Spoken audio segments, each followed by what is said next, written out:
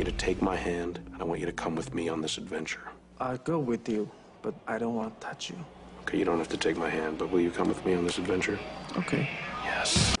Hey everybody, I'm Tatsudoshi. And I'm Corn and Bourbon. And this time we'll be doing a new movie, which is a rare treat for us because we don't usually get to go to the movie theater. But we actually got to go to one this time, thanks to my dad who treated us to seeing this movie. And we got to see it in big time. We got to see this movie in IMAX 3D. Yeah. So we got to see The Green Hornet, and my dad was a fan of the Green Hornet back in the day. When he was a comic book and a radio show and a TV show. He really followed the TV show more than anything else. But I really didn't know that much about it until a couple of years ago. I did a little bit more research on it and so on and so forth. And then at New York Comic Con, which Doc Sigma decided to, it's like, hey, I'm going to New York Comic Con. You're coming. I am? I'm paying! You and Spazzy, let's go! So we went to New York Comic Con. I actually got to see the car that was in the movie. It was really cool. But the fact that we actually got to see this movie within a week of it coming out is nothing short of a miracle, because we usually don't get to do that. But we actually got to see it in IMAX 3D, which was pretty cool. Even more of a more than wow. Even more of a wow than regular 3D, but we're not big on the 3D as a gimmick is fine, but don't make it the focus of it. And I have to say that was my favorite part about Green Hornet, was that the 3D was an enhancer, but not a feature. They really did make some of the scenes a little bit cooler. Like there's a scene in the movie where Kato has 2 beers in his hands, and he goes, "Hey, you want a beer?" And, you know, Green Hornet's like, yeah, I'll take a beer. He takes his hand and he goes, and he pops the tops off with his hands, and they do a shot from left to right of them going from 3D to 2D to 3D again. And it was really cool. It was shot really well, and, you know, you could tell that it was CG and everything, but it was really just kind of the little tastes of 3D that they threw in that made it fun and not like, 3D! Which really pisses me off. I hate when they fucking do that, alright? Like, let me just reach for this thing right here. There's a piece of popcorn in your lap. It's mine now! But, I know a lot of people say that 3D movies are really just a gimmick. And they really are. They really are just a gimmick.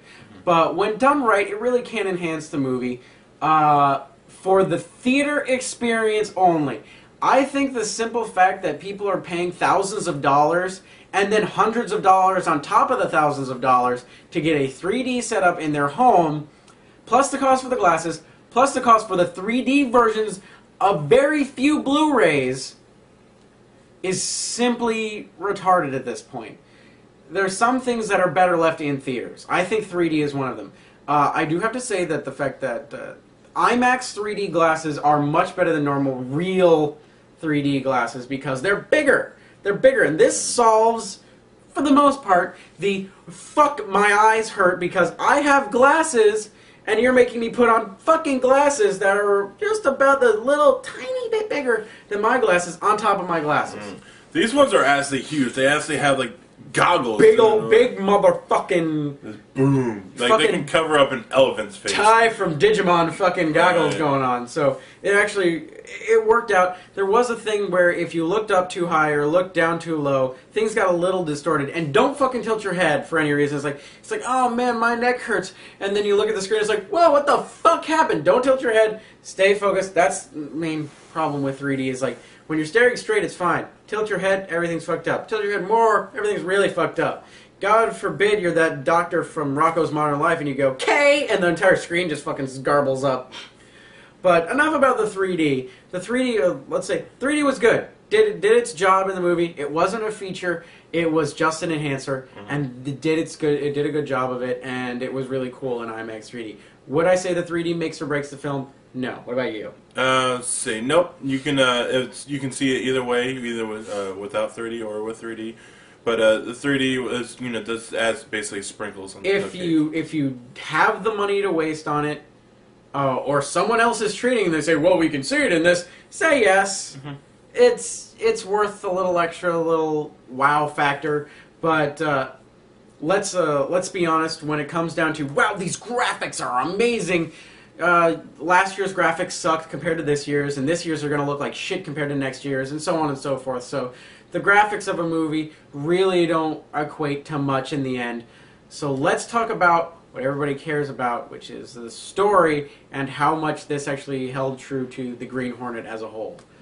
Did you know anything about the Green Hornet before going in? Nah, not that much. I mean, I know it was basically like this sort of guy, basically the Green Hornet is basically this guy. He tries to, basically tries to be, I guess, a vigilante in a way. But it's like, he has like a couple gadgets here and there, but mostly he has to rely on his sidekick, which is Kato, right. who usually does most of the most of the work, and he's basically a strong sidekick in order to support the lesser hero, the lesser hero, but still, and just basically, yeah, they do adventures and stuff like that of that balance. The Green Hornet himself is more of a detective and less of an actual hero.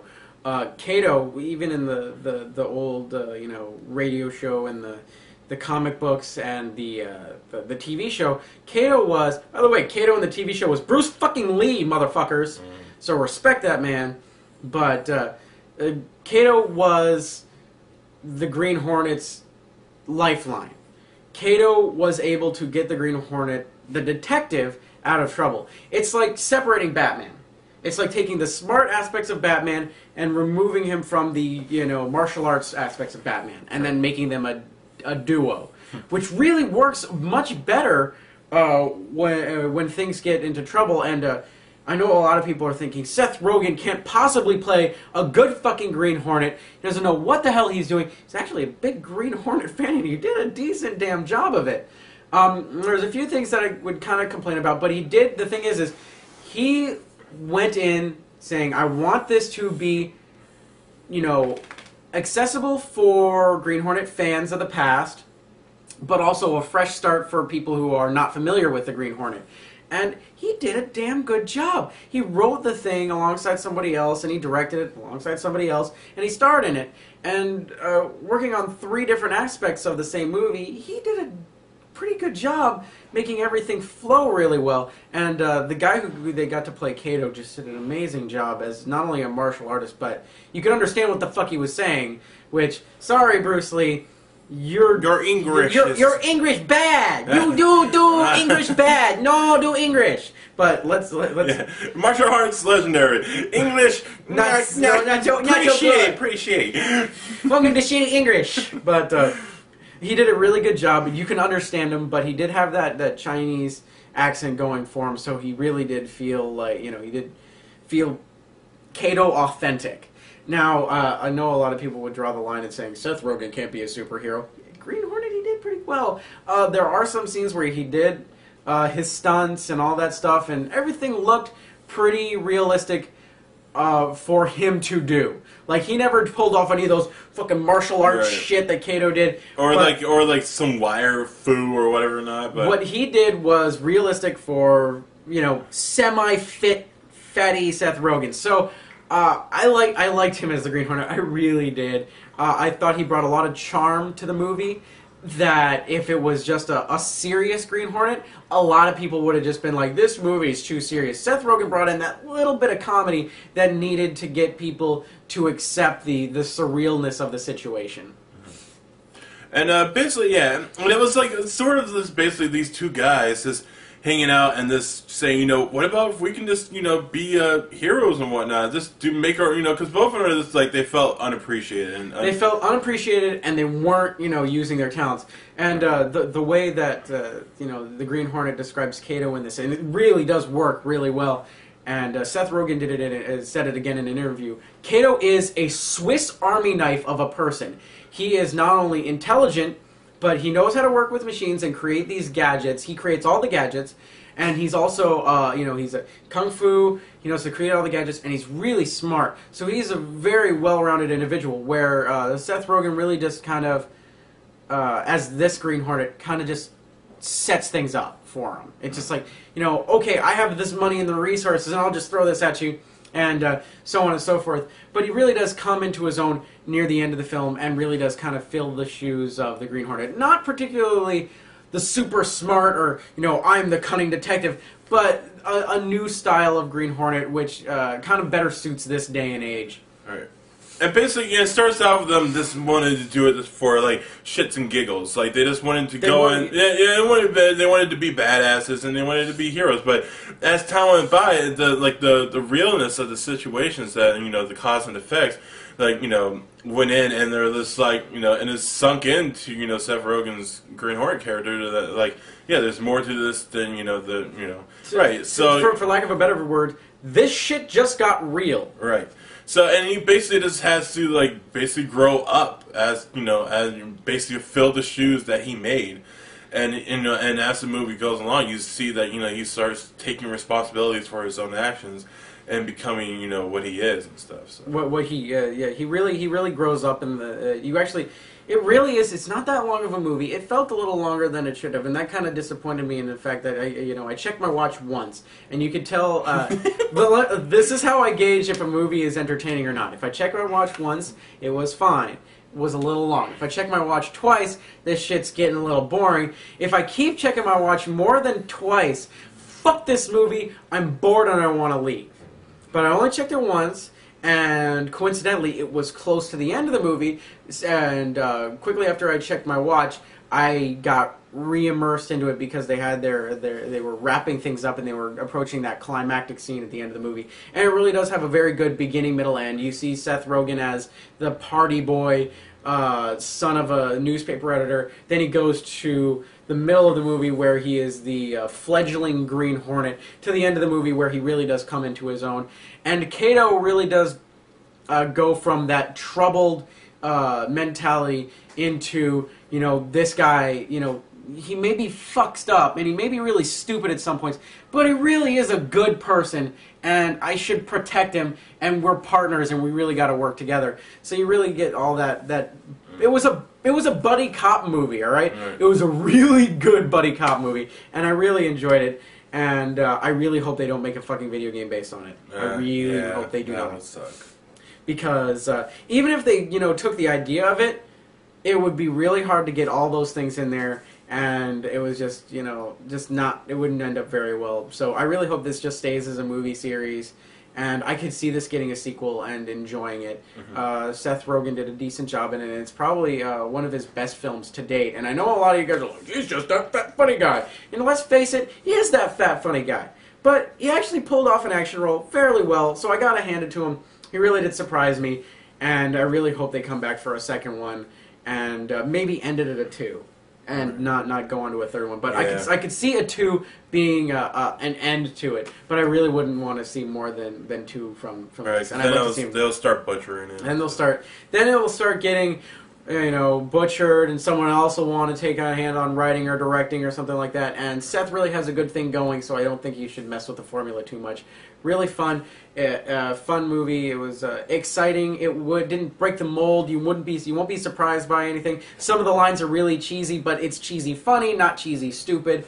And I'd say it's worth seeing. And if you're on the fence with it, just wait till it comes out on Blu-ray or DVD and rent it. It's worth at least a rental, if not a matinee. So go for it. If someone else is paying, or you just want to treat yourself nice, it's worth seeing in 3D, and it doesn't make you nauseous like some movies with their swoosh scenes or anything like that. And it kind of, believe it or not, it kind of harkened me back to, what was it, Sherlock Holmes, with the cause and effect type of fighting that happened in Sherlock Holmes. Kato had Kato vision, quote unquote, which is what they used in the film of Kato into analyzing the situation and then attacking it because of an adrenaline thing. So really fun movie. I'd say go see it. And if you were on the fence for it, just wait for it to come out on DVD. You'll be pleasantly surprised.